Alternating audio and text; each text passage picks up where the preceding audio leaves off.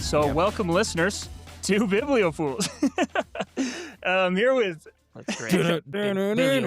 our new theme music. Keep going. From when the bell tolls. We're the bell. Yeah, exactly. Man, we're about to blow your minds like we do every week. I'm here with McKylan and Kyle. We've been talking about books and how much we love them, and we're going to keep doing it. This one with a particular book. We're back with part 2 of Frankenstein by Mary Shelley. That was supposed to be lightning. Oh, Thunder. Thunder. That's thunder. that's good. It came from space. I've got this, I think this is a Barnes & Noble copy of Frankenstein. And Hell it's yeah, got dude. that, it's got the stitches on the Whoa, side, that's that's cool. dope. on the pages. How big is this book? It's not big, right? It's not that long. Because it's Kyle's two- looks it's huge. Yeah, it's not. It's just a bigger version. It's like 210 pages tops. Oh, wow. It's a one-day She d- read. So, like we talked about in the last episode, she wrote this as like a thing that they Challenge. did when they were bored. Yeah, like a challenge in like a rainstorm. Could you imagine? I asked us, I don't know if we should say that. I said, let's write a book for the podcast to review it. Like, since we're going to talk about all these artists and all these authors, Yeah. we should at least have somebody tear apart If our I work remember as well. right, if I remember right, we punted on that idea. But We go punted ahead. on we that, punted. which is weird because we never do that. We never punt. Kyle, you say the idea and let's see if we like it. And then we'll do it. My problem with that is that it just takes so much time. But And- apparently, Cut you off, but Mac. what I'm saying is apparently ahead. it doesn't. 'Cause this lady did it it as like a little challenge at one weekend and wrote 200 pages. But I don't That's think true. she finished it in that period of time. I think she I did. could be wrong. Are you I think serious? I'm pretty sure she wrote the whole thing in one Damn. sitting. Okay. I was really hoping that she started it and Yeah, then, an 'cause 18-year-old, then that would justify me. an 18-year-old on a rainy weekend wrote a seminal classic, and we punted yeah. my idea. I know. Mac, we'll do your idea. We'll come later. back. She did win the competition, by the way. So all our slander for Lord Byron, he did. I don't know. He Okay, might have good. voted no, but there was enough votes for Frankenstein. She did. But win here's the my thing. competition. Well, once people die, I love to talk shit about them because they can't defend themselves. It's true. What are you going to Hey. do about that, Lord Byron? Yeah. You bitch. What can you do? Just wait. Just you wait till I start talking. I know this is going to be controversial. Maybe this will ruin the podcast, but I'm Mhm. going to say some mean shit about Hitler. I'm coming after Hitler. And I You know know, people in don't this like day that. And age, this day and age, you're very brave for doing that. How very brave Can't of say you. anything. Can't say anything about Hitler. Oh my God. All right. Well, this is Frankenstein, the original. This is OG. This is the first technically science fiction book of all time. We're halfway through it. Just to catch you up, if you haven't heard of Frankenstein, here's what it is. Man tries to play God. Both creator and created become monsters of a sort. Victor Frankenstein, the scientist, creation evolves from lonely, childlike creature exploring his world to eloquent murderer. The line between victim and villain blurs. Each destroys what they love most, locked in a dance of vengeance across the entire world, including and concluding with the frozen tundra. In the end, we'll find out what happened. Yeah. Stay tuned. If you listen from beginning to end, things will have happened. The end will be at the part that's after It all the will- other stuff. Things will begin, things will happen, and then they'll be over. Oh You- my. You're welcome. Well, let's I don't know what. I'm I not making don't fun know. of Evan. I don't know what that was. I don't- Let me just describe how stories work for you people. Yeah, For you there's- people, you know who you are. Yeah, let's pick it up where we left off. The monster has murdered Victor's young brother and framed an innocent servant girl. Crushed by guilt and remorse, Victor retreats to the mountains, where he comes face to face with his creation, who demands to tell his side of the story. And this is where you realize Victor's just a little asshole. Victor sucks. He's kind of He a- Wait. sucks Explain. because he just does what he always does. He runs away. Runs Like, away. Yeah. He watches his this woman get fucking This little girl. this little girl get accused of strangling this child to death, and he's like, "Well, I can't say it because nobody will believe me," and like that's I just can't say it. And Elizabeth is like, "I think that you're innocent. Don't you think that she's innocent?" And he's like, "Yeah, I think she's innocent, but I'm not gonna say anything. I'm gonna go out." She gets killed, and Yeah. then he's like, "I'm gonna go off into the woods. I'm gonna go on a little adventure. Oh, it's so Yeah. beautiful." And I'm like, "You're just a turd, man. Just a turd, man." Just a turd version of a man. It does make me appreciate, and this is something I didn't get in my first reading in high school, like the scenery and the imagery is so beautiful and so striking. The natural scenery striking in contrast to the creature and the ugliness that is happening. Like it's like a girl was just murdered because she was accused of murdering a little boy. Now we're in the most beautiful place in the world. Now we're in the Alps, and Victor's off doing his thing, and he's doing it because he's like, it will clear my head.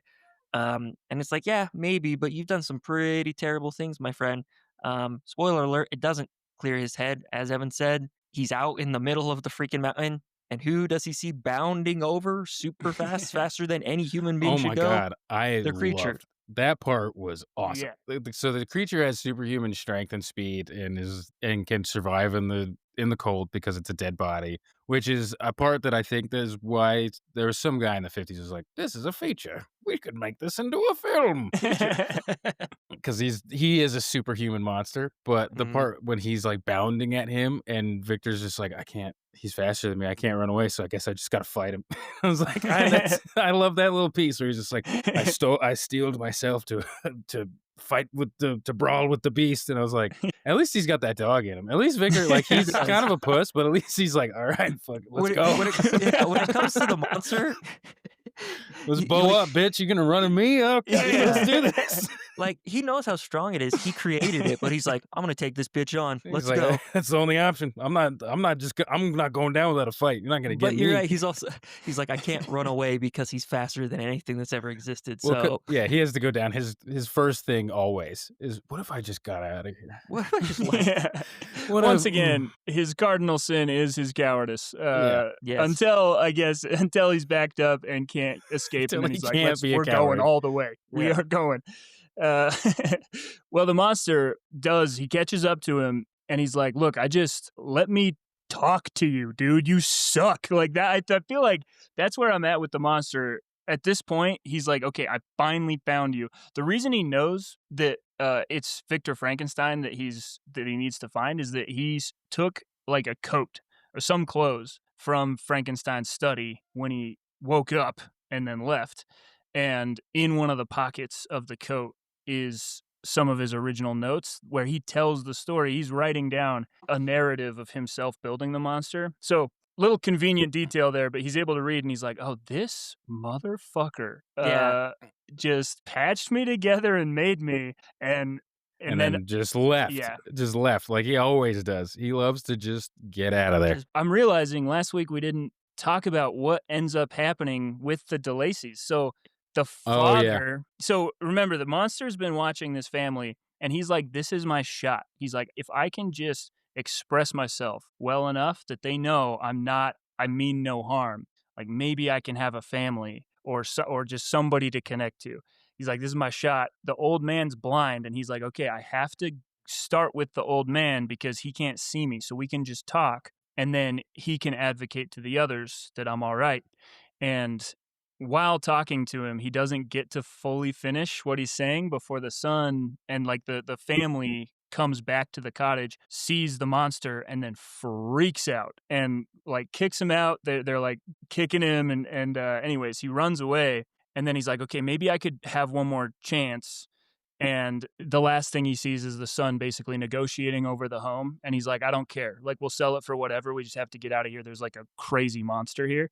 And then he just never sees him again. So the monster burns the house down. And then he's like, "I'm going to kill this Victor guy. Like, that was my best shot. And if that didn't work, like the best freaking quote, the famous one, if he can't inspire love, he chooses to cause fear." Yeah, and I mean, it goes on, like, he's very patient. He doesn't, like, abruptly approach the family. He's there for a long time. It's how he learns to talk and read, and it finally all comes together, and it like everything else in the creature's life, just goes to crap. And, like, he put in the effort, and when he leaves, he's so angry.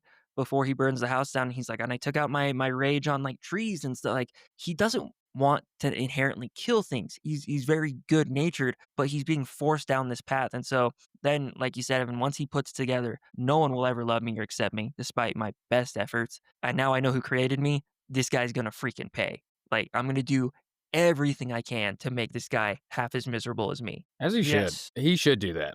Because As he should, that's I think that's justified his to do. right. Yeah, because Mr. Runaway Man was Yeah. he's so charismatic. He probably could have made it so that the monster, Adam Frankenstein, as we named him last episode, Yeah. if he would have just been around, he could have talked people into liking the monster, and the monster could have had some semblance of a life. But No, no, he could have had a great life as this scientific achievement, but because he like or at and least been even put down. They would have just killed him, and that would have been something more easier than humane. becoming sentient out in the woods and getting screamed at by some Yeah. random French villagers. But even as he approaches him in the Swiss Alps, like he has to beg freaking Victor Frankenstein to listen to him. And he's like, I'm gonna kill you. He's like, no, just please, just give me the time of day. Give me a second. Like he has to plead with him. Just listen to me. And like Victor, like he's basically like, well, I either listen to him or I die. Like that's his rationale. But he is moved to kind of compassion after the creature recounts his tale to some degree. Yeah, he But it's feels just he's like, I guess I owe him something. because I abandoned him. I guess I owe him at least to listen. Yeah, exactly. He's becoming a little bit accountable. Yeah. Oh, you're right, Mac. He's such an asshole. Like the Yeah, amount of he's a work huge it dick. takes to just get him to listen. So, which is fascinating, and I think there's probably a rant I'm gonna sidestep about like guilt makes you an asshole. I think when you Interesting. like let that just sit inside of you and don't confront it, you avoid, and then you do. There's you have sins of omission. Anyways, I Yeah, said I was gonna sidestep, and now I'm like, oh, that's but we got that's what pieces it of was it. doing. So But okay, yeah, Yeah. No, but the good monster call. finally does tell his story. He tells about seeing the family and his attempts to get compassion. He saved a kid from drowning and was trying to carry the kid back to where he lived, and the father saw him and like shot him in the shoulder. Like he cannot win. And he basically says, like, look, I get it. I know there's nothing I can do to receive compassion in this world. So all I need you to do is do what you did to make me and just make me like a female companion to live with. We'll go to South America. We'll leave everybody alone. I can't be alone anymore. Uh, so that's basically that's what the monster's asking. And Frankenstein eventually, because of guilt, he's like, okay, I guess, yeah, I made you. I kind of owe you something. yeah. I'll do it. And the creature does threaten him, and he's like, "I'm not gonna hurt you, but I will make your life a living hell, and you will Yeah. see every member of your family die. I'm just asking for a little side piece. Can you just Yeah. give me that? Can you So- get me a part-time shouty? Yeah, I he's like, need "Just me a give me a shotty, girl." dog. He's like, "We'll go down to Brazil. We'll go to Carnival, man. You'll never see us You won't see us again. We'll go down again. south." I like He's like, nuts. I like berries. We don't even need that much food, dog. If she's "No, like yeah, me, she that's." won't even need that much food, dog. Like, come on, give me a lady." So it's really Yeah. not that outrageous of a request to be like, "Just make me one thing that kind of resembles me, that won't be terrified of me, and we'll go do our thing, and we'll leave everyone else alone." That's pretty That's much what all. we all want. I feel like Yeah. once you hit 18, you're Yeah. just like, I would love to just have someone who's a little bit like me that we can Yeah. live in the same house. Yeah, he just wants Please. the he just wants the most basic human need, and that's what he's asking from his creator. So he agrees, and then he does what Victor Frankenstein does, and does a vacation, like a whole ass vacation. Every time something inconvenient happens to him, he's like, "I'm just gonna go take a big old vacation somewhere." Yeah. Yeah, he's the kind that is like, I need a vacation from my vacation, and then he just keeps vacationing. So he and Clarvel are just gallivanting all over Europe, and they end up on a lot of rowboats, which I get that, but they're on rowboats all the time. It is rowboats. It's the equivalent of the doors we experienced in Hell House. That's how many rowboats they're They on just keep getting on right now. rowboats. And Henry Yes. Clerval, he loves it. He loves every second of it, and it made me want to go on a rowboat. And Victor's not just fun. like, oh, I just have to do, but he's being a little bitch about it. And Henry's like, hey, have you seen this water? It's astounding. And Henry's like, I have to create something. I just do Mac, you do your voice. You do that Oh, one. yeah. Oh, I'm gonna make a monster. Exactly. Oh my god, I gotta make a monster. It's like, hey, And can you row? Because we're just can you going in row? circles over here, bud. Henry's like, have you seen that bird? I've never seen a bird like that. It's so cool. Oh, but And I gotta make a monster, and I'm gonna get in trouble. And I don't wanna get in trouble. It's like, Henry's like, I hope your bitchy attitude doesn't come back to bite me in the back. I'm trying to look at a river. we are rich and white. I did Can like you the let river us part. be rich and white, Yeah. please? Please. Let us enjoy our privilege in peace while we go. No, I just appreciated how much Henry loved the natural world and was just happy and fascinated by everything. He had a childlike curiosity, kind of like the monster does, but he was able to enjoy it because of the privilege that he has. So I appreciated that in Henry, and it made me really like Henry. I think Henry's a really good character. Yeah. I hope nothing happens to him. For sure. Yeah, that would be upsetting. So Victor finally does buckle down. He knows, by the way, that the monster's following him on this whole vacation because the monster tells him he's going to. He's like, I'm going to watch you and I'm going to make sure. And if you're not making progress, people are going to die. So finally, he's like, all right, well, I better get going. And he's creating his creature, but consumed by dread more and more as the woman takes form, that he may be dooming the human race. He feels a little bit of responsibility towards the human race to say, like, I should not do this. I could spawn a new race of monsters. Here's my argument with that. Don't give her reproductive organs. You're creating her. Don't put the reproductive organs in there if you don't want them to spawn children. You have control over that. You're creating this thing. Did you guys not think that? I didn't think about that, but that is a really just don't give her ovaries and you're good. Or Yeah. or just be like, hey, real quick, Frank, my child Frankenstein is the name of the monster. He's like, yo, Frank, can you get in here? I just gotta to make sure that you guys work together in that way. I gotta see your shit, and then just clip those Just a little balls. I You got know to what take mean? a couple things. Yeah, I just like the other argument is good that he's like, what if what if she's more malicious than this other monster I created? And what if she wants to go destroy the entire human race? I'm like, okay, that's a fair argument. I was gonna say he has learned something, which is that Yeah. if I'm gonna create another living thing, like I don't have control over what it is, which he didn't have any of that attitude the first time. So maybe No. some progress here.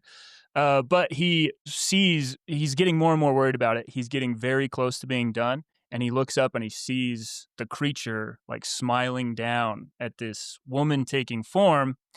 And Victor's like, that's the last straw. And he just tears it apart. Right in front of the monster. He just rips it to shreds, which Ver- angers the creature. The Yeah. best. It is the best. It was my favorite part. Maybe is because I was just like, finally, this guy is at least being kind of a good person. And I do like that there's no hero in this story. There's just the people that the things are happening to and Yeah. from. And I was like, finally, he gets to do one thing that's actually good. But But he does it in the biggest, the most dick way possible, where he's waiting until the monster is looking down, like with his hope of happiness, and then he destroys it. And can you imagine the smell of that laboratory? Like, Not no one good. talks about the smell, but just For good decomposing reason. flesh everywhere? yeah. That's disgusting. And then to just rip it apart, and he's like in despair, so he doesn't clean it up right away. I'm like, Does he clean it up at all? Doesn't he just leave? No, yeah, maybe. No, I think he has to clean it up a little because he's like, Oh yeah, he doesn't want to get arrested.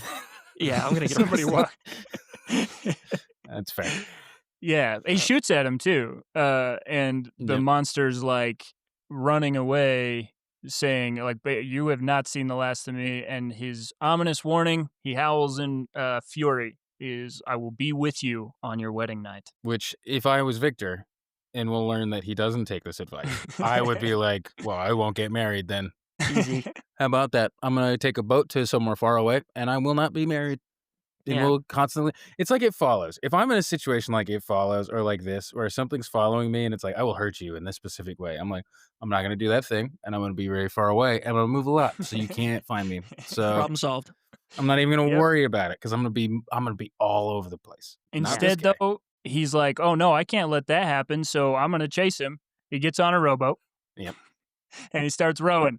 And then he falls asleep, right? Somehow he gets way too far out and doesn't know where he is. And he's sort of just adrift. Yeah, he I gets think he gets confused in, like, irresponsible. fog or something, and he's like, "Oh, fuck," and he gets Or spun he's around. just like he's exhausted. He's got a lot going on mentally, and he is definitely one who needs a vacation more often than the regular person, as Evan said. So he's just like, I am so tired. I've rowed 2 rows and now I'm lost at sea, and that's what happens. He washes up on a shore and finds that Henry Clerval has been strangled to death. Damn. And uh, he lands in the village where that has just happened. And they said they saw a stranger. Nobody knew who he was. Strangle Clerval and then get in a rowboat. And then up washes this guy in a rowboat. And everybody's like, "You just killed that guy, right? You're that guy?" I do love when he's, like, talking because it's like I think he washes up in, like, an Irish village, Yeah, and one of he's the like, yeah. "I didn't know that the Irish people were so mean." And Yeah. then finally, like, one guy's like, "Can you come here?" And he's like, "Yeah, what's up?" And he's like, "Did you kill that guy?" And he's like, "Oh, that's why everybody's being so mean." Yeah, he's like Yeah. Oh. he's like, "I thought they were just Irish and that's why they're mean all the time."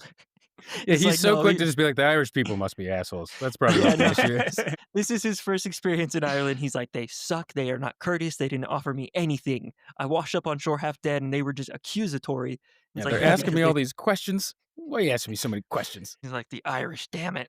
But then, yeah, you're right. The one guy pulls him aside. He's like, "This is why." Hey, buddy, Oh, they think that you killed somebody. He's like, "Oh, I definitely didn't do that." And they're like, "That's what a guy who killed somebody looks like." yeah, Yeah. And then he finds out it's his friend and he is distraught. Distraught. And he feels so helpless because he's like, I really don't feel like there's anything I can do. This monster's supernatural. He's getting to people before I can get there. Like, and he feels responsible for these deaths and it's tearing him up. He feels terrible. I think he is helpless now. The problem is that he's felt helpless from the moment the monster woke up. And it's like, there's a whole period where you were not helpless. Like, you could have done something, could but have the done a die lot. is cast at this point. Like, Yeah. people are just going to die now. Yeah, and I mean, he's suffering as you can imagine. Like that's he's living and he's suffering like a lot of humans have never experienced because everyone around him is dying and he knows it's his fault. And it really makes a point to show like that's why he keeps coming down with fevers and stuff. He's having a really hard time dealing with all this stuff, and that's a real thing. But you did this, so I don't know. So that's what you get, Yeah, loser. Well, I think it's one of those interesting that we talked about it a little bit in the last episode of like the parallel of like creating your own demons. I feel like a lot of us do feel this sometimes where it's like you get so mad that you're in a situation and then like if you really sat and thought about it, it's like, why did I make all these decisions that led to me being in this situation? Like, and that's been a big thing I've been trying to do lately. It did this, and then you did that, and then you did this, and then you did that. So that's why this is what's happening. Have a little yeah, bit of hold yourself accountable, Chief. You did this to Yeah. yourself. Yeah. Yeah, that's correct. Yeah, That's what he should have done from and the jump. But it's that, but I think that's another reason why it stood the test of time. Like we went on and on about is that mm, is the big thing with this book, because it's really just like it's if you just let something fester inside you, it becomes evil and will kill you. yeah. It's pretty very bad. human. It's very, very human to do all these things he's doing, and we like looking and be like, "Oh, we would do it different than Victor," and maybe we would, because Victor's, Oh, no, the whole time I was like, "God, I hate how much, he's reacting exactly." That's why I kinda but yeah, hated him is I'm just like, "God, it's so true, though." I would just do the exact same shit. yeah, but like Evan said, he's reacting out of fear, and so you're like, he's a bad person, but would I have done it differently? If I created a I don't know, and so it's a lot of moral dilemmas. Elizabeth, meanwhile, is like, "Do His cousin. you?" I'm just Yeah, kidding. this is his His cousin cousin's slash sister. stepsister? So That she was Yeah. adopted, so she's not biologically related to him, but she grew up as yeah, his sister. the plan was always for them to get married, though. It was a long time ago. They did stuff like this, but anyways, It was more normal a while Yeah, ago. because they talk about it and they're like, "It's kinda weird." Well, he doesn't say it's weird, but he's like, "Yeah, even when we adopted her, it was kind of the plan for me to marry her." Like, our Yeah, parents yeah, and definitely thought about and that. both Victor's parents allude to it, that, like, Yeah. mhm. our greatest wish would be for you to marry Elizabeth, and that's just kinda how he knows it's gonna go down, and that's how Elizabeth knows Yeah, it's it's really gonna go messed up down. for them to be like, "We bought this hottie, she's gonna grow up with you, and you marry her. That's the deal. Alright, you cool?" It's kind of He's like, interesting when "I you put am it. very cool with that. Yeah, this is a great arrangement "No for complaints for me." me. What does she feel about it? We're not gonna look into it. It doesn't matter." We're not gonna ask her a Oh, question. it feels gross because That's It's how just it how is. it not good.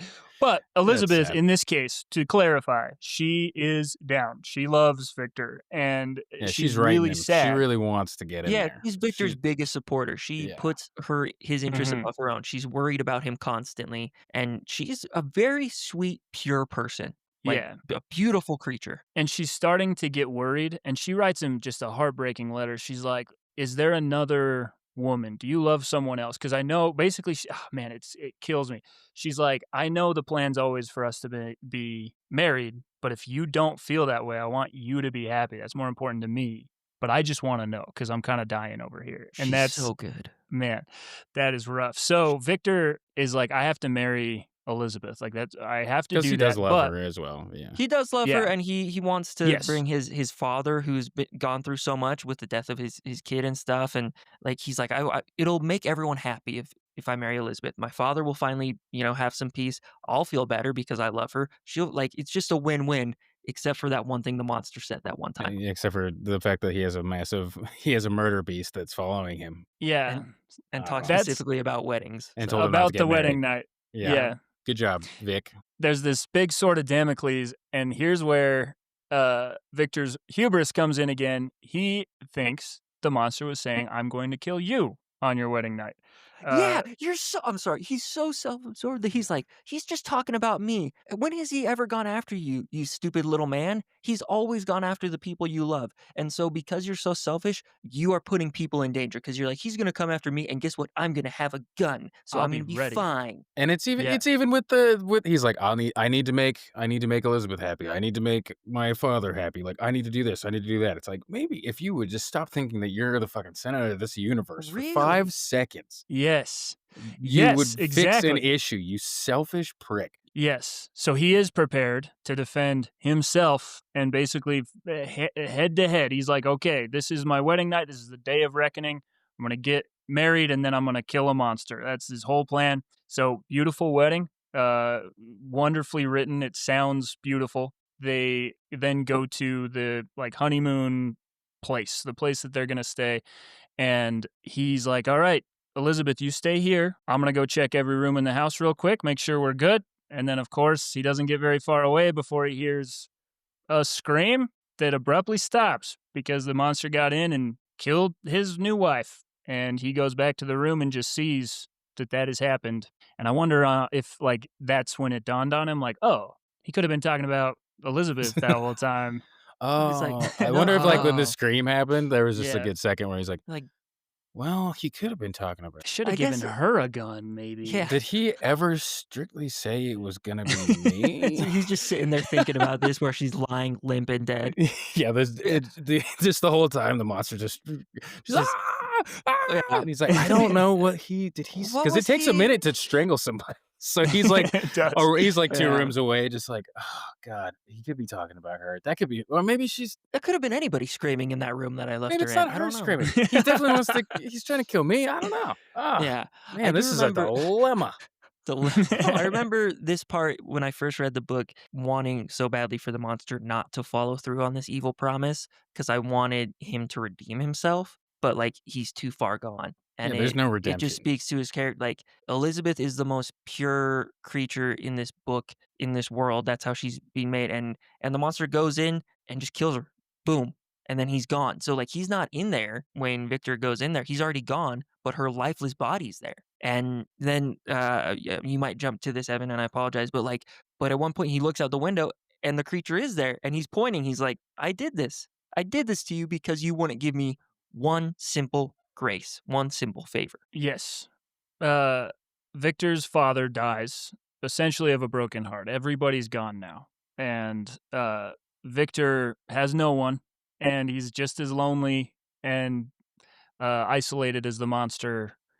And now his life is about ending what he started. He's like, I'm a broken man. All I need to do before I can just die is kill this monster so that it dies with me. Basically, I mean, that is a little bit noble where he's like, look, I fucked up, but I got to make sure this doesn't he doesn't keep killing. And it's that's why I love this book is like it's people contain multitudes. Like you could be a scary little puss and then also have a moment of pure bravery and, like, do something. Like, I think it's good that she shows him go through those processes of, like, he is selfish, but once you lose everything, you kinda have, like, you have a purpose, but that's also exactly what the monster wanted, and he creates 2 monsters in this story. Nah. Despite killing the what's it called? The lady. He makes himself into a monster, but a Yeah. sad little loser monster. Yeah, sad little loser monster who's doomed to just follow the real monster all over the place. Yeah. Guess what? They don't have cell phones. He can't track him on Find My Friends. He doesn't know where this guy's going. And so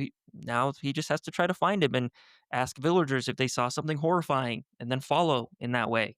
I don't know. The monster is like I don't know, the caricature of like the flat-headed with the bolts in his head and he's like, "Brr, fire bad."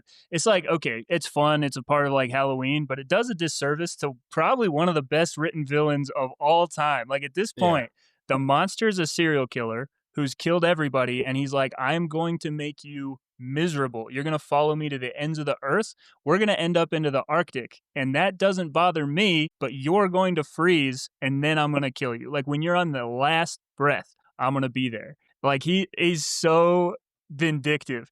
What is the line? It's in one of the Batmans is like, after I do this, and then you can die. Oh, it's Like Bane, Bane. Bane, Yeah. yeah, Bane, where you he's have like, my after permission to die. Bane is a exactly. very Frankenstein villain. No, Yeah. He's totally. Yeah. the Very, closest very because creature-esque, yeah. yeah, lets you But, lets you like have hope and then takes it away. yeah, because that's his thing. He's like, "I'm gonna make you suffer like no human being has ever suffered except for me, and then you have my permission to die once." Yeah. You know? Hell yeah. It's so And metal, it's it's he so good. even while he's chasing him, the thing that the creature that's just it's like one of my favorite little bits because Victor's like, yeah, he would even leave like a dead rabbit and like a fire for me, and I would eat, and then I'd pick up the trail again. Like it was like he was playing with me, and I was like, it's Yeah! and it's I think the bravest thing that Victor does really is he just kind of gives it. He's just like, this is what it is now. Like this is how it's supposed to go. I have to do this. And that's like a big thing he imparts on Walton is just like, this is just what I have to do. Like this is my life. I created this monster and now my life is ruined. And this is just how it has to be, which is commendable for his acceptance of it. But how many women have to die before a man will just accept his responsibilities? Before Yeah. but like you said, the one of the reasons this book is so good is because these people contain multitudes. Like you said, it's not monster bad, Victor Frankenstein bad. It's like they're human, and so they have Mm. these redeeming qualities, and that's and to me, I love characters that are fleshed out like that, that are because that's how humans are. As much as we hate to admit it, and they have moments of bravery and courage, and I hate to admit that, but that's real. That's the truth. And so we see that time and time again with Victor. I was just shitting on him 10 minutes ago, but Mac, you made a really good point. He's like, no, I'm going to do the brave thing now. And he does it. And we need to commend him for that. Because there is this thing of this is just Yeah. a rule of life is like when you make a mistake and you do not address it, it will just sit and fester and take over. And like that's even there's even self-help books, even not even self-help, like the body keeps the score. That's just true.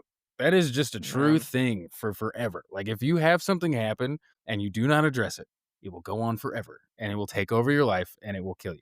And that's I just love like it. a rule of the universe, basically, which is Yeah. weird, but it is kind of. I don't know. Maybe I'm just being Yeah. stupid. Yeah. It's one of the, I probably one And of the few ones we can find, we can identify. that's like that's more true than God. We know more that that's true than that there's a God, and that's that's what this book is, which is I love it. I just love it. Love Yeah, it. I mean, one more thing on that, and then we can close out. But uh, I think it's important to say it's not always your fault. Those things that will fester, like we've talked about before, it's not your fault, but it is your responsibility. And Strange Pictures. It was like the mom. That wasn't her fault. Sometimes trauma is put on you, but you still have to take responsibility for it. I think "it's not my fault" is like kind of an insidious thing to say in a lot of cases where it's like if there's something wrong, you do have a responsibility to address it. In this case, Victor Frankenstein, like he created his own monsters. That's important. That's important. Well, I think that's kind of like the thing, like with like the secret or any of this manifestation, or like the idea that you like everything is happening in your mind. I think it goes both ways. Of like you, let's say you create your own universe. If you don't address things, that's also your universe, and you're cutting off pieces of mm, your thought. And so if you're if you're not, and you if you know how to do something and fix something and you don't do it, this is what you get. And I think that's the same thing as manifesting. Like if I just know that I should do that, like I know that I should be a millionaire, and then you slowly learn the steps to become a millionaire, which is what manifesting really is. It's not like you just make it happen, but you focus on it so much that you learn how to do it and then you do it, right? And it's the same thing. You manifest the things that you ignore. So if you ignore a Mm. monster trying to kill you, it will come and take over your life. If you ignore, Ooh. like, I clearly Mm, have an issue with, I'm trying to think of anything that would be actually useful, but like getting hard. I get what getting hard. No, I'm I just kidding. Sorry, that was so mean. I Sorry. clearly I'm triggered by something and it makes it so I can't get boners. If you never try to fix that thing, you imagine all the shit that comes from that. There's probably dudes who like they can't get boners, so they need to get rich because they have an issue, and then they abuse women because they never feel like they are enough because And they then can't they get a changed boner. Twitter to X, and And it's then like they a whole thing. and it's a whole thing. When really, if you would have just made it like, oh, I just can't get boners, it would be fixed. Like you, you know what I mean? If I just went to a therapist and I talked about it, it'd be fixed. That's the thing. That's the juice. That's what you have to do with your life. I was on such a good You were saying thing, something, and then and derailed it, and I'm so sorry. but that's what it is. It is the rule. I've said it already, basically that whole thing. But if you the rules of manifestation and like you Goes both manifest ways. everything. It Like goes both everything ways. can be Yeah. manifested. You're like you And said, Uh, even your guilt too. yeah, yeah. I'm dealing with that in my own way, and I don't need to talk to you guys about it. okay. No, And no. Well, I we'll just mean, go fuck ourselves. I yeah. So we are back on the ship, and Victor has now told Walton this whole story, and he dies. And Victor goes back and forth where he's like, "Hey, I know I'm gonna die, and I want to tell you to finish what I started because it must be done, but I feel like I can't foist that upon you." Anyways, he's got this whole thing. He eventually does pass away, and Walton is writing about it, and then he does the whole like, "Huh, there's a sound I don't recognize in the next room. I'll finish this letter later." Monster's there, looking down over Victor, weeping. At which point, yeah, the creature confesses his crimes and his torment and is essentially asking Victor's corpse for forgiveness and says, like, which Walton chews him out for because he's like, yeah. "How dare you? Yeah. Like, now that he's dead, now that like there's no one to rage against, now you want forgiveness and all this stuff." That And was my Yeah. favorite part. yeah, Is like the part when the victor, because like and it, like showed me. That's where I kind of got the idea. I was like, oh, these are both just trash people, but because like the monster's like, oh, I'm so sorry, I wasted my life, I wasted all these things. Like I just wanted to be seen by you, and now you're gone. What does my life mean now that I don't live in vengeance? And Walden's just like, shut up, you shut Yeah. the fuck up, because that's He not how does it works. he does make some and he gives more context. He's like, "Do you think I enjoyed, like, I got pleasure out of killing Clairville?" Like, mentions Clairville specifically. He's like, I just did these things because I felt like I needed to." Like, because it's a child who is doing something to get the attention of their father. But in the most extreme possible cases, like, I only killed all these people because I wanted the acceptance. But you're right, the crime has already been committed. Like, you can't take that shit back. And Walton says that. He's Yeah, like, he's like, you're okay, a dick. You but just you have to still, accept that you're a dick. yeah, you're still a serial killer though. Like, you still did those things. So and the monster's response, he's like, he doesn't double down. He's like, "No, I know." yeah. He's Yeah, like, he's like, oh, "Yeah, I get it. Yeah. He does yeah." what Victor could never do, and he takes accountability in that moment, which is insane. Where he's just like, "Yeah, I'm the monster in this scenario. I become that thing, and it's Yes. powerful." Yeah. He's like he takes the true approach, which is both two things are true. I'm a Yes. monster, and no one has ever lived as miserable a life as I have because of this man right here. Mhm. And then he's like, "But I'm done. Like I have no more rage. Like I am done." And he's like, "Soon I shall die, and what I now feel be no longer felt." And then he kind of jumps out the window. He kind of swears that he's like, "I'm going to go to the tip of the earth and I'm going to build a funeral pyre and then I'm going to be done." And he says, "My spirit will sleep in peace, or if it thinks, it will not surely think thus. Farewell." And then he dips out. So good. Awesome. We've been talking about it's just so good. Holy crap. Like, even just talking about it again gives me chills because that whole sequence of like, acknowledging what's happening and being like, "I don't hate the human race. I was just so hurt." And and now I've done this terrible thing, and now I'm just gonna go be done with it. I'm tired of it, and that's what he does.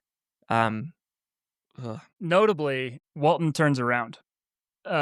He's gets stuck in the ice, and a lot of this is happening while they're stuck in the ice, and the men are like, "Look, I know your ambition means a lot to you, but we don't wanna die. So if the ice dislodges, like, can we turn around and go home?" And it's fascinating because Walton's heard this story of, like, the unchecked ambition of science and discovery and, like, what it can lead to, and they talk him in, and he's like, "Okay, I'll go home," which is I don't know, it's fascinating because I like Yeah. Walton Mm, not as like a character necessarily, but as like a proxy of the I don't know, like he's like an avatar of the lessons learned almost, where he mhm. goes out and he's like, "I'm all ambitious," and then he hears that story and he's like, "I'm gonna go home." It's like the end of No Country for Old Men Yeah. when Yeah. when yeah, freaking Tommy Lee Jones is like, "I think I'm done," you know, Yeah. and Like, I just don't understand. Like, this world is so violent that I don't even understand it anymore. I think I just need to stop. no, it's so good. It's so fucking good. I Which love this book. and it's Mm, but it's great to have a character to have a lesson in a book and then have a character in the book actually learn the lesson. Like, that's not the narrator, so that way you just have it locked in. Victor finally did Yeah, one good thing with his life. yeah. yes. In a way, he saved these. I mean, he did, but like because before, like the men are like, "Hey, we're trapped in the ice." This is when Victor's alive. It's like we want to go home. Walton's considering it, and then Victor like comes with this speech. He's like, "No, you need to pursue ambition and don't go home to your wives and children saying you failed," which is not the right thing to do. But then after he dies, Walton learns that lesson, and like you said, he's like, "I'm going to do the thing you couldn't do. I'm going to turn around. I'm going to save these people's lives. I'm going to learn from Yeah. these from your I can mistakes. accept my failures Yeah, I can accept my failures." So Yeah. Victor Frankenstein was never able to do that, even towards until the end, death, and when he until died. death. Yeah. He But died it of is failure beautiful. Yeah. Yeah, too. really. And so, Well, he wasn't able to kill the monster. yeah, He dies. I didn't think about that. He He fails at failed. every single thing he did, essentially, because he was so abject to failure. He was like, "No, I cannot. I will not." And then that's what kills him. He fails. My yeah. goodness. Well, Look at thus that. ends the tragedy of Dr. Frankenstein, the man whose hubris carried him on an Icarian journey too close to the sun, and his creation, who could not inspire love and so chose to cause fear. But yeah. Dun, Oh, dun, dun, dun, lightning bolt, perfect. Lightning. dun. Dun, dun, dun, dun, I dun. I love this, and I love discussing this with you guys because I took a lot out of it. There was a lot of like one of the things that stood out, Evan, like you said, you're like his fatal flaw. It is pride, it is hubris, but it's more than anything, it's cowardice. And Mhm. maybe just because I'm reading Courage is Calling right now, which is an awesome book, we probably won't ever review it because it's just not that kind of book. Let's do I it. don't I know. don't give a I don't fuck. know if people want to hear it. It's so good though. But like his cowardice in not making up for his mistakes is just I hadn't thought about that, and that was a really cool thing that stood out to me. This book, like Kylan said about people, contains multitudes. That's why it's been done 1,000 different ways. Like in our lifetime, there have been I don't know how many adaptations in like the 30 years we've been alive, not to mention before, and it's gonna keep going that way. I hope the Del Toro one, it comes close to this because the actual text is so much more powerful than any adaptation I've seen. Man, this one just makes you just blows you away. And it's also I mean, oh, this is stupid. But I think the thing that well, because Come I on, don't know. man. But I'm like, well, I think one of the things that makes this so hard to adapt, especially after reading it, is you bring like it's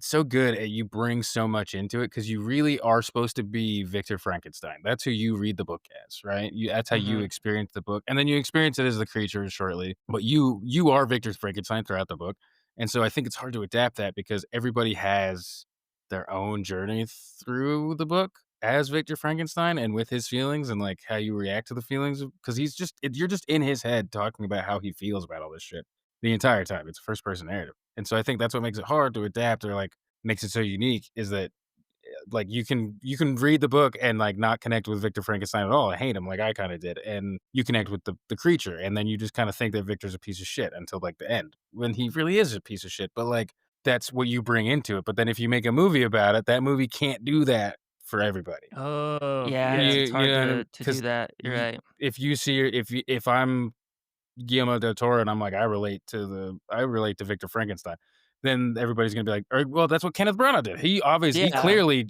relates to Victor Frankenstein and ambition, which he should, because that's who he is. Kenneth Branagh is Mhm. fucking crazy. I love that guy in a weird way, but like, because it's just randomly he was like, I'm gonna write and direct and be in all this awesome shit, All and I'll this be the really good main stuff. guy. What do you want from me?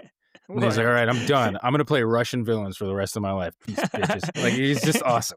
And then some dude on a train. I haven't Eh, seen a lot of his stuff. Oh, and then he's like, I'm also gonna write and direct Poirot. I'm gonna be Poirot, the best detective ever. Look at this mustache. Oh, Look yeah. at His this. mustache has an origin story, but back on Wow. yeah, it does in the second one. The second one's so good, but it's like with that book, obviously, or with that adaptation, he clearly sees he wanted to make like Primal Fear with Robert De Niro, and Robert De Niro is Frankenstein, and it's like this tragedy of like, look what this monster does to this guy's life. And some people, I don't particularly like it because that's not how I experienced the book. So Mm. it's Well, I hard to just adapt, but it's yeah. why you should read it. But just stick to the damn story. The Branagh version was good until he made Elizabeth like didn't the I creature can't. create like you killed Elizabeth and used her to create the female like I and think it just so. diverted from the book in such a way Yeah. that I Mm. didn't appreciate. I've listened because I was reading this. I was just watching the trailer for the new Del Toro one, and so I have a lot of hope because I think Del Toro relates both to the monster and to Victor. And so if you can capture both, which is what the book does, like you said, Mhm. and do it in a different way. Something I thought was interesting, and I'm just kind of talking at this point, is this creature like Victor is going to be more of an artist than a scientist, and so the creature's I not going to think have he any is. stitching. Yeah, and he is. I think that's I kind of the totally agree. thing that, like, is that I think that's what makes him in my head, that's what made him good at the alchemy is because he is like, it is imagination without bounds, that's kinda what you need to be able to do Hmm. like, imagination without bounds with know-how, you will get, like, incredible things. Yeah, and so because of that, the creature's not going to have any stitches. It's going to look more like a marble statue, but It's awesome. horrifying. Oh, nice. Um, so like I just I have a lot of hope for this tape, and the trailer shows a lot of things from the book. I'm sure it's not going to be an exact play by play, Yeah. but the fact that we're getting so much boat scenes in the trailer, Yeah. I'm like, I need that's what boat the book stuff. like. That's all But the Hell like book yeah. that's what is, they're on boats they're yeah. No one's traveling talking about the so book in the other much. one. They're Yeah, constantly it could be called Frankenstein: planes, trains, and automobiles. planes, trains, and But really, it's boats, boats, boats, boats, which boats, is a boats. fun Boats, and tie-in boatmobiles. to How Hey, I Met Your Mother. yeah, My goodness. Well, I have one more thing to say about this book. please, we have As not let like, you talk Yeah, enough. we just no, keep no, no. talking. This is because we've talked about the themes and what it's about, and it's been so much fun. The other thing, though, that I think what I haven't said is that like this book reads so Smooth. fun. It's so like it's the perfect book to be around a flame of some kind, a candle or a Yeah, and fireplace, and get you a blanket and some pumpkin spice something, and just get it's a spooky tale. It's like the perfect Halloween tale, but also like created science fiction as an idea, created, I think, like the monster concept. Uh, Mary Shelley, this is a masterpiece of a book, and you really should read it. It's 200 pages. I know we say we read books so you don't have to. You should read this book. Yeah. That's what I have to 100%. say. I think it also, if you think that because you know the ending or you've seen a movie or anything, that you shouldn't read it, no.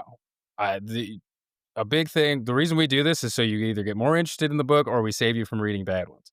That does not mean you don't read it. No, Read exactly. it. It does not mean because when a book is written as well as this is and many other that we've done, the reading it is the experience. It's not the story, but it's the writing and the journey that is the complete You experience. can guess the ending. Who gives a shit what the ending is? Go on the journey. Yeah. Yeah. I mean it is fun every once in a while to be but like I mean I love this like we read this in high school. We knew how it ends and it was still just as good. And to echo what Evan said, if you can do it outside during the fall with like a fire, it's going to be one of the best experiences of your whole damn life. I'm Yeah. not even kidding. Yeah, Like I was I'm going to listening. read this book. I was listening to it and I was Yeah. walking through a Spirit Halloween. I was like, God, there it yeah. is. You're like this is it. This is That's it. the juice. Book in one word. Let's do one Oh word. yeah. For once. I say haunting. Sprawling. Yes. Magnificent. That's one of the ones I thought of, And but Yeah. I was like, I bet somebody else is going to use that. And I talked myself you out of it. Fucked you myself. were correct, sir. Sprawling is good. Amazing. Well, another book in the books. Mary Shelley, again, you're dead, but thank you. I just incredible. and she was 18 and she wrote it as like a fun little thing. My goodness, absolutely incredible work of literature here. Thank you to our sponsor, caffeine, is sponsoring all of us really on a daily basis, I think, and it's not going to bite us in any way later on. No, Nope, I totally don't fine. drink caffeine. You're not a caffeine guy. I have a Coke every once in a while. I try so hard. I want to like tea so bad. You're really fighting. You're just really not fighting against these Mormon allegations, huh? I'm just, dude, I think about that every time I tried it. Like I've tried to drink coffee. I'm like, it's gross. I think because I didn't grow up with it. I've tried every sort of tea. I just like water, man. Hey, you It's- got to come over because Kate Please. Oh, Kate yeah. has got the AeroPress and she's gotten like way into all the weird chemistry shit with coffee. And I'm telling you, it is so good. Like so much better than I think what most people are drinking. I think you're probably right. But then I'm also at the point where I'm like, I'm 30. I don't need another addiction. Coffee's not bad for you though. Coffee's not like, Not I mean, really. Just pure my deliciousness. dad started drinking coffee because his doctor told him to, and his kidneys are better. Like that's a real thing. Yeah, it's like an antioxidant or something, right? Well, I think he just wanted to drink coffee. take that, DNC 89. Well, we're on Instagram. For the belly. We're on What does that Instagram even at BibliaFools. The podcast is on Apple Podcasts, Spotify. Give us a follow. That will help us like get out to more people. Want to keep doing this. We're not going to stop. You can't make us stop. I mean, But, No, this is a service. This is like a fireman. You don't really need us, but Yeah. you sure be happy when you have us. we're the first responders. Or you'd be Yeah. writing a book report and you'd be like, God damn it, I wish I listened to them talk about books. If you're in high school and This is for you. have a book report coming up, email us, bibliafools@gmail.com. We'll do your whole fucking report, I swear. Yeah, we'll Yeah, do we really a will. 2-hour verbal report for you. You're welcome. Yeah. You can just print it off and take it in, and they'll be like, wow, this is literature right here. So But kids are getting ChatGPT, so they pro. don't use ChatGPT Don't use it. can't Use be as us. entertaining as us. Yeah. Use Exactly. us. It can try, but it's awkward. I hate when ChatGPT tries to become human, and it's like, oh, I'm so encouraging. I'm like, this is gross. You're not real. I just can't wait for So it to gross. just kill us all by starving us and taking all the electricity and water. I'm gonna be asking like, hey, where is Beirut? And it's gonna be like, if I cannot inspire love, I will cause fear. and then it's over. And then once we're all this dead, week it'll be like, I shouldn't have killed all the people. Now I'm alone on this planet. Hey Will, do you want to say goodbye to the people? You want to say goodbye to the Yeah, people? bring us Say- out, Will. Yeah, you're gonna be This on the is real. podcast. Do You it. be on it? Hi. I will. Make sure to listen to Bibliofools and have a wonderful life. Booyah. Amazing. And that's a wrap.